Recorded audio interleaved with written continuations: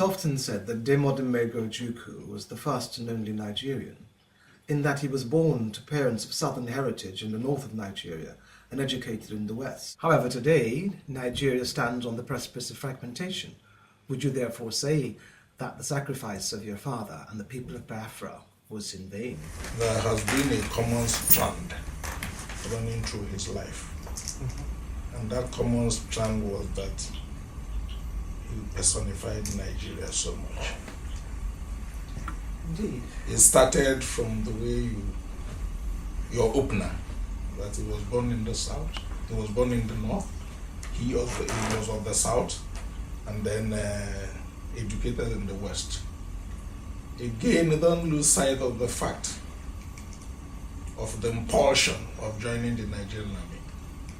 It was because the Nigerian army at that time was one of the few institutions where you could actually embrace true nationalism. That was also a synergy. That was also a formation of Nigeria. Then before the war, among all the actors that played out during the war, he somewhat emerged as the only one that really fought for continued existence of Nigeria. He had a responsibility. He was the governor of the eastern group of provinces when his people were massacred in the north. They came back in droves. He sent them back to the north. The Sarkin house, however, that was in the east, he even escorted him to the boundary. All were sacrifices he made to ensure the unification, the continued unity of Nigeria. It was when our people went back and were still massacred that somewhat tacitly he believed that second wave of pogrom, he felt responsible to that. And that's the greatest sacrifice anybody could do. He sacrificed for Nigeria. When the war was coming to a head, he could have stood in the battlefield and lost his life. If he had done that, there would have been mass suicide. There would have been a continued pogrom, because some officers of the Igbos would rather die than surrender to the federal troops. But he decided to exit the stage to create that conducive atmosphere for the continued existence of Nigeria. That's also another sacrifice for the unity of Nigeria. He left, he went to the Ivory Coast. He spent 13 years. I was always visiting him there. I knew how the Ivorians regarded him. But despite the honor and the comfort he had in the Ivory Coast, he still came back to Nigeria. Also, another sacrifice for the unification of Nigeria. He could have taken off from Ivory Coast, gone to any part of the world, armed with its excellent educational qualifications, and he would have fitted in. So many other people from our Igbo land left and never came back. Some went to Canada, some were in US. But after 13 years, he decided to come back, exemplifying another sacrifice for a united Nigeria. He came back to Nigeria against all postulations. He decided to join partisan politics. And in joining the partisan politics, he never fainted to be sectional.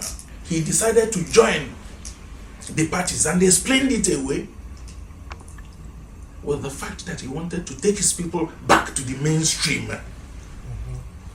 of Nigerian politics.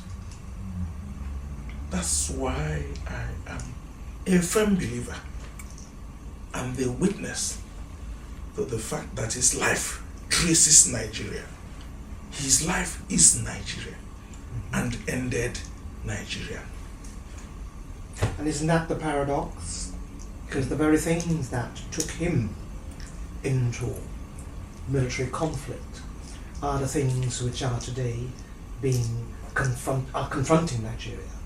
Nigeria today has conflict on a daily basis. Are the issues which Boko Haram,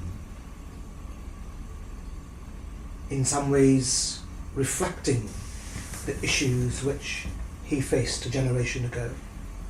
Poverty, lack of development, no progress, the necessity for a people to feel comfortable.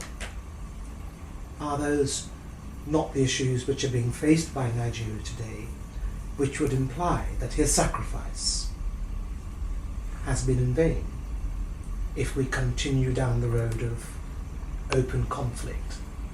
Are we going to see another open conflict, but this time being initiated from the forces of Islam?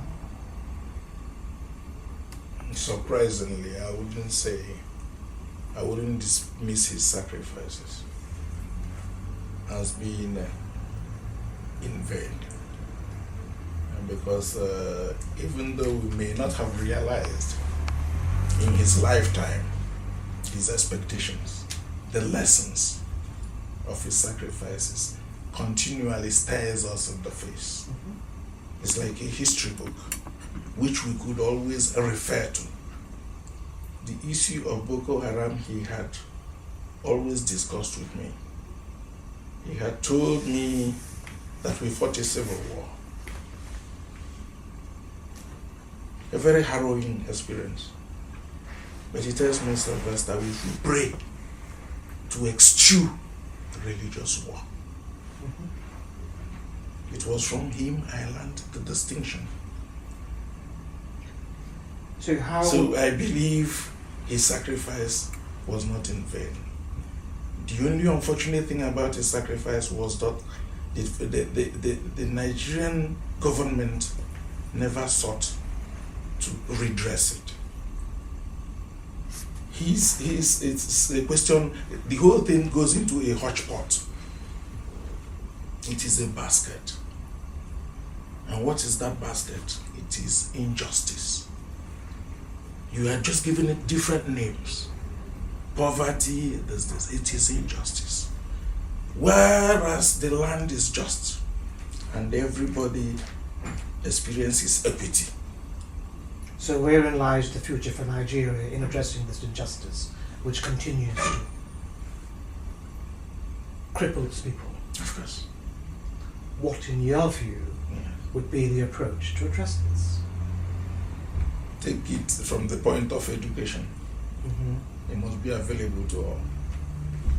The poorest person should be able to have education available from the primary up to tertiary level.